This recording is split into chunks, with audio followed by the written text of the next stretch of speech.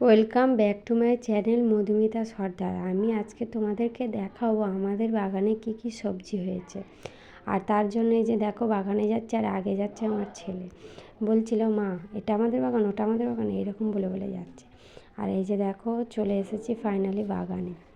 আর এসেই এই যে দেখো এই গাছগুলো দেখতে পাচ্ছ, এগুলো হচ্ছে আলু গাছ। এই যে আমি হাত দিলাম, এগুলো আলু, এগুলো হচ্ছে কি বলে ভুলে যাচ্ছে ওটা হচ্ছে ওলকপি গাছ। আর তারপরে দেখতে পাচ্ছ বাচ্চা বাচ্চা পেয়ারা গাছ।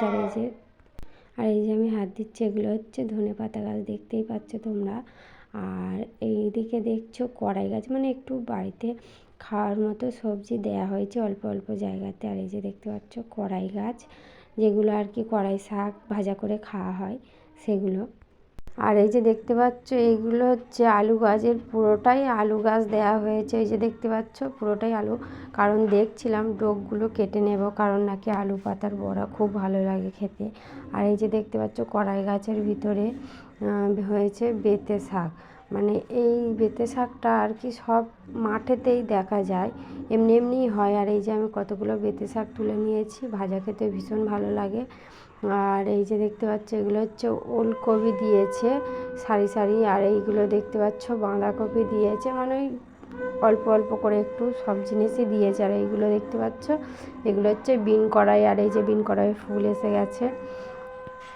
আর এই যে একটা দুটো সর্ষে, মানে সর্ষে শাক, মানে সর্ষে পাতা, মানে ভাজা খেতেও খুব ভালো লাগে, তার জন্য সর্ষে গাছ দিয়েছে। আর এই যে দেখো পুরো পিছনটা আলু গাছে ভর্তি।